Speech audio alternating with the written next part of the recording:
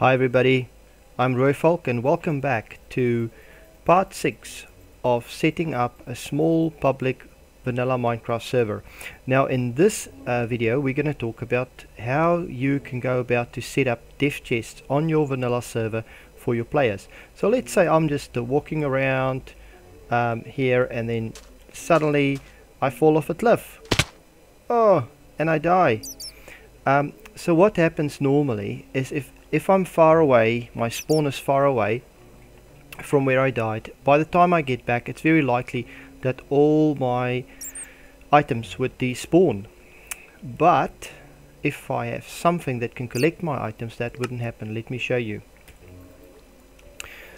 Alright, so what happened was when I fell off, this PickupBat was spawned. Just below the PickupBat an item hopper was placed, and then below the item hopper a double chest was placed. So essentially what happens is all the items in the area get teleported to the PickupBat.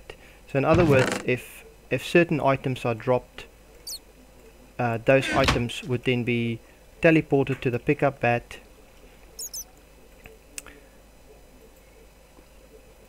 and it will then go into the hopper and it will then go into the chest.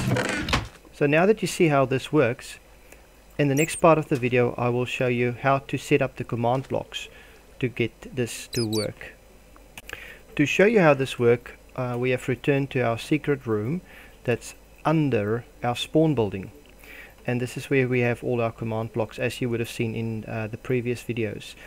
Now to operate this I do need a hopper clock running. Now if you want to know how to make a hopper clock, you can go back to my part 1 video and I show you how to make a hopper clock. Very simple. The hopper clock outputs a signal every maybe 2 signals in a second or so. This signals then powers a number of command blocks, but we're just going to be looking at these 8 command blocks which control the whole process that makes it possible to set up the DeathChests. Before I can explain to you how these command blocks work, I first have to point out one thing. Now what we need to determine before we can put these command blocks in action and actually put down a DeathChest is we have to know whether a player actually died or not. Now it's possible to keep track of that by using something called the deathCount, but we do need to create a scoreboard objective to help us to determine whether a player has died or not. So before we can go and set up the command blocks, we first have to create an objective. Now you can call the objective anything, but I've just called it DeathChest. So the command I need to type in is scoreboard objectives. I need to add an objective. I'll call this objective DeathChest. It's based on the deathCount,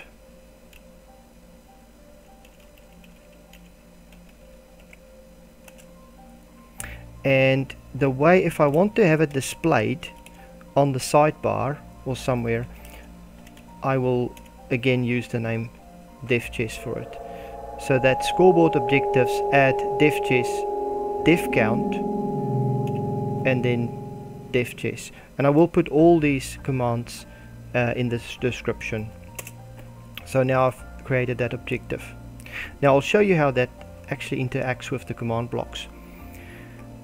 Now before I can make a DeathChest, I have to work out whether the player is died close to the spawn area or further away. Now why would I want to determine that? It's because I don't want to place DeathChests right at the spawn, because of there's a lot of players that comes on a server and they just die right outside the spawn building, and you'll have the whole area filled up with DeathChests if you don't prevent that. So what I do is my spawn protection area is 160 blocks.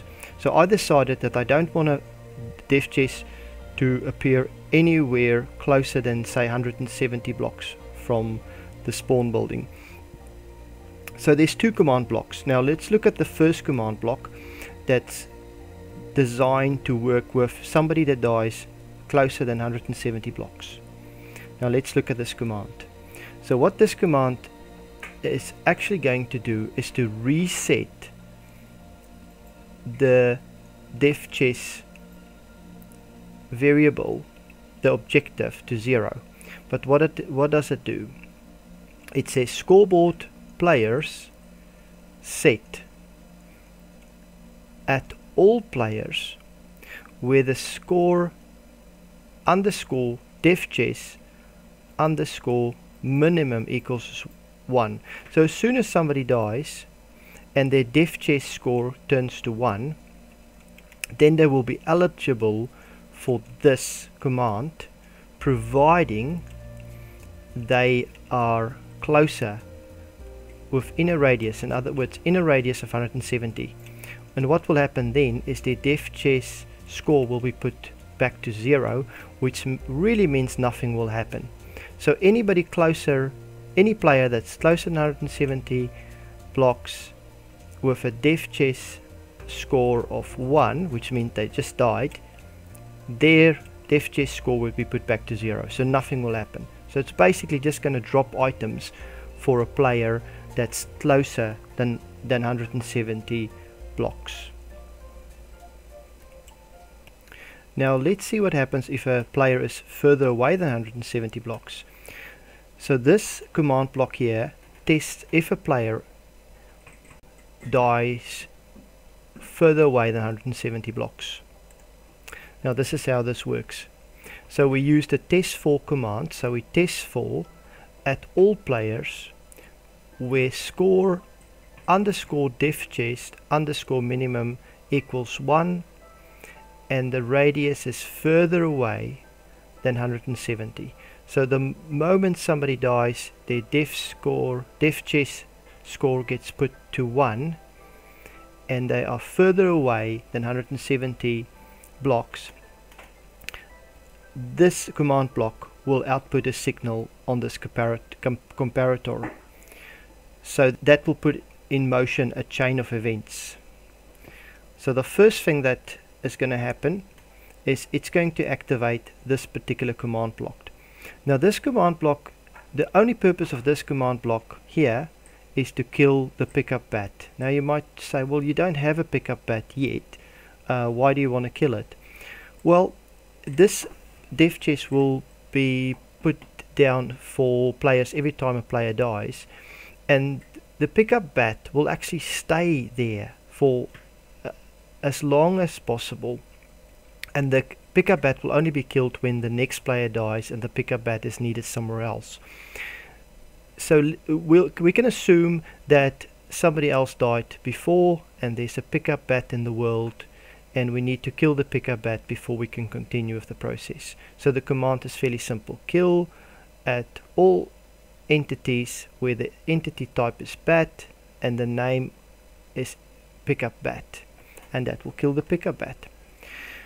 And then the signal will travel on, it will go through a repeater, and then we're actually going to create a PickupBat.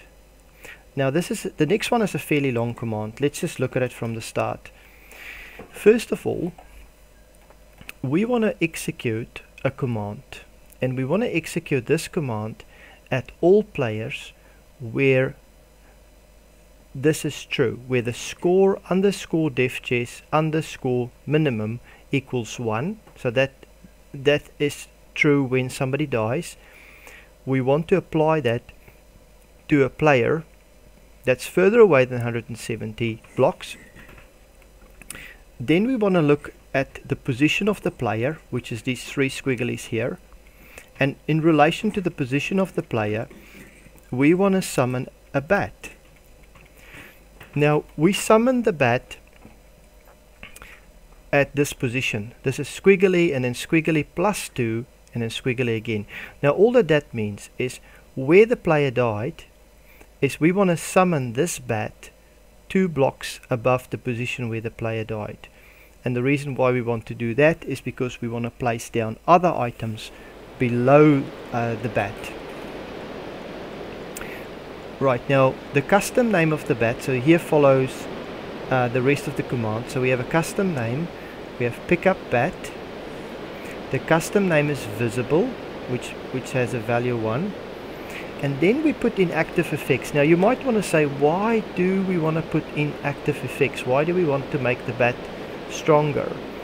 Well, there's two ActiveEffects that I want to put in.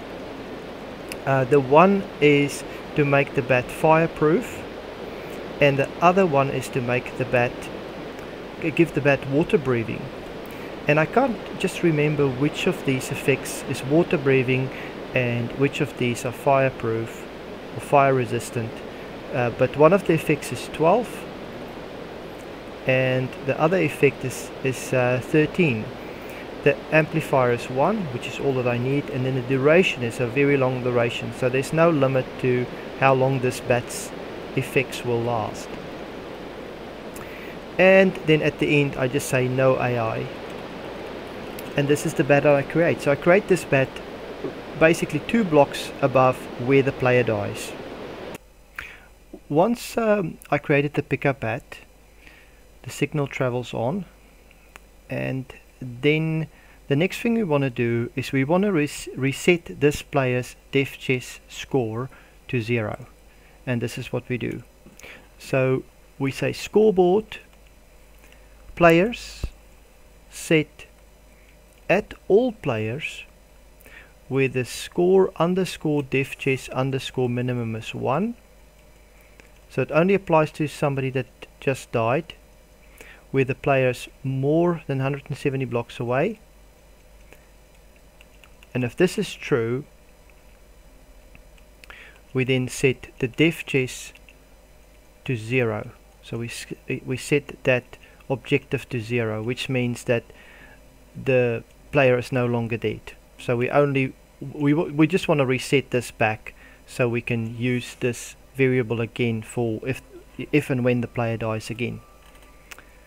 Right, and then is the real fun stuff that happens. So the first thing we want to do is we want to create a chest 2 blocks below the PickupBat, and this is how we do it. So we want to execute this particular command at the PickupBat, where the PickupBat is, because now we're going to be using the position of the PickupBat to determine where we're going to put down the chests and the hopper. So we say execute at all entities where the entity type is bat and the name of the bat is PickupBat. Then we'll take the position of the bat and we execute the setBlock command. Now the setBlock command is a special command that will place a block anywhere in the world where we specify. Now we say setBlock squiggly squiggly -2 squiggly, and that position there is basically 2 blocks below the position of the PickupBat, and we place Minecraft chest. So we put a chest down 2 positions below the PickupBat. And now that we have a chest there, the next thing we want to do is we want to place down a hopper, and this is how we do it. So again we use the execute command. We don't need a /. So we say execute at all entities, type bat, name of the bat is PickupBat, 3 squigglies, and then we say setBlock, and this time we say -1, which means it's just 1 position below the bat, but it's actually 1 position above the chest, and we put down a hopper. And then the last command is to turn the chest into a double chest. So it's essentially the same command again, but the position is a little bit different. We say it's 2 blocks below the bat, but it's also 1 block to the side, so it's +1, and we put down the chest. Right, and that's basically all that we need. Now what's important here to understand is once we've reset the DeathChest score to 0, this command block here will switch off the comparator and there wouldn't be any further signals going down here. So once we have placed the PickupBat, summoned the PickupBat there, placed down the 2 chests and the hopper, then we don't do anything more with this circuit here. There is, however, one more thing we need to do, is we actually need to teleport all the items lying around on the ground to the PickupBat, because we want the PickupBat to help us get it into the hopper. And this is the command for that. Now you will remember from my previous videos that I have this circuit running that executes a signal about every 8 or 9 seconds, and it will activate this command block here. Now this command block here should teleport all items within a radius of 15 to the PickupBat. So any items lying around on the ground 15 blocks from the PickupBat will be teleported to the PickupBat. It will then drop into the hopper and then end up in the chest. Now let's look at this command. So this command, again, we say execute at all entities where the entity type is bat, the name of the entity is PickupBat. We look at the relative position of the bat and we then execute this command. We say teleport all entities of entity type item within a 15 block radius to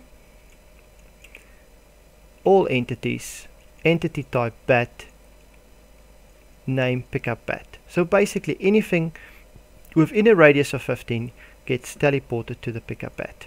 And as I said, these commands will all be in the description, so you can have a look through those. Well guys, thank you for watching this, and if you enjoyed the video, please give me likes, and if you haven't done so already, you're very welcome to subscribe. And I hope these videos would be helpful, and I'm sure there's a lot of really smart people out there that would look at this and they would say, oh, we can do it much better and can actually improve on this. Thank you for watching guys. Bye.